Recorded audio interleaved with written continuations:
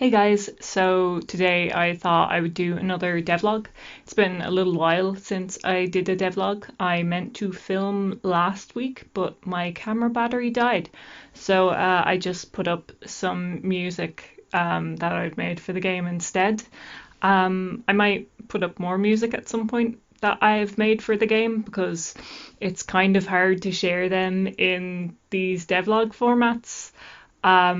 But yeah, let me know if you want to hear more of the soundtracks that I have made for the game. So, over the last month or so, I've been doing quite a bit. I'm basically prepping now for the demo, which hopefully will be coming up very, very shortly. I'm hoping to be testing it personally within the next couple of weeks. And then by the end of the month, I hope to have it in other people's hands. So if you're interested in testing a very buggy version of the demo, then let me know. If you're not interested in testing a very buggy version, then it'll be a few months away. So one of the main things that I had left for myself to do, as one of the last things to add to the demo, is music. So basically there was a lot of the musical tracks that I had just put off making because music is one of my more recent endeavors. I haven't really composed that much prior to this project, so it's something that I'm not super confident in, but eventually I usually land with something that I quite like. So it takes a while to make each piece, but I have basically been working my way through all of the soundtracks and I almost have all the music done.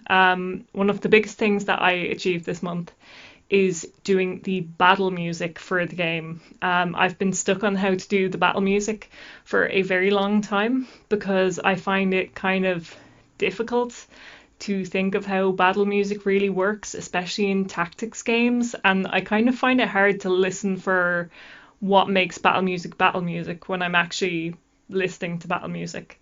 But I think I've come across something that I'm happy with. I'll put a little clip in here and then I will also put a little link to a more full video that shows the entire battle music track.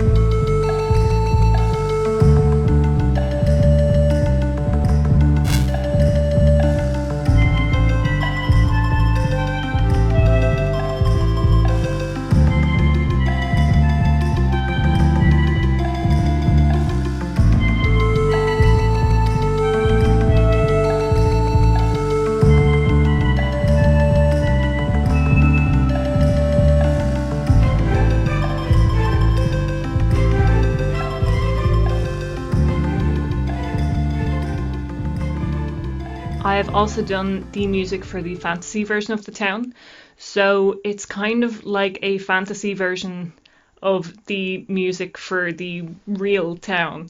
So I basically used a lot more kind of traditional orchestral sounding instruments rather than the kind of synthy feeling that the town has.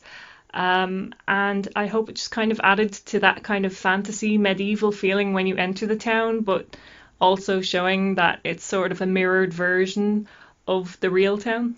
I will show a sample of that here. So here is the real town music,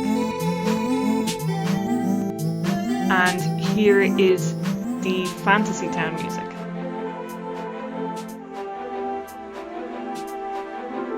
So the next thing that I added was something I was dreading adding because I hate working with menus, and every time I find a new thing I have to add to a menu, I'm like, oh no. And I know at some point I'm probably going to revamp my menus and everything, but oh, now's not the time.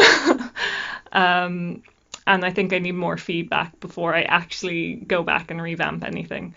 So But at the moment, something that was missing, genuinely missing from the menus, was the ability to check the actions list for each character. So outside of battle, you might want to check what each character is actually able to do, if when they level up they've gained a new skill and you want to see what that skill does, then basically there needs to be a place to check that. So I added a action list, nothing fancy, but it does the job. And fortunately, it didn't take me too long to add, thank God. The next thing that I have done is I've improved the enemy movement. The enemy movement needs to be diagonal really, because all of the enemy's actual animations are diagonal animations, because I know that's a great time saver for me because I'm making those for the battle anyways, so having to add in between animations might kind of add to the stress of making an entire game as an individual person.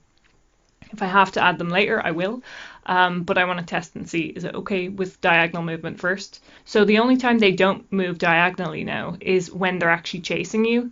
All of the rest of the time they move essentially in zigzag formats, and I can really customize those zigzags. I can change them so that it has a certain number of up and down turns or side to side turns, how long they actually move for in between those turns, and that kind of thing.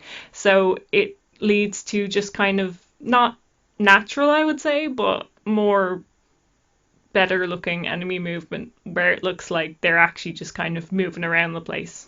While as before it was like I had different types of movement, and one of them was like a circle and one of them was like kind of up and down, but it didn't look quite natural for any of the enemies. And one of the things I've added that I showed actually a little bit in a previous video, but also I have added to the updated version of my trailer, is basically more interesting text types in cutscenes. So now it's not just standard basic typewriter text. Now I can actually use expression in my dialogue. So basically there is shaky text and there is colored text and there is all sorts of different funny, wavy, wiggly, interesting text formats now that I can use to make characters more expressive, because the truth is I'm limited to using the text system to express how a character feels, but also the kind of limited number of animations I have. So I thought I might as well expand on that system and make it something that's a little bit more interesting and expressive. I hope you enjoyed what I had to share today. I have a couple more things that I've added, but because I wrote this script last week, I did not add them, so I will discuss them maybe in a future video or next devlog. So thank you so much for watching and supporting this channel and following my little journey of making a game. I really appreciate your support, so thank you so much for watching, and I hope to see you again soon.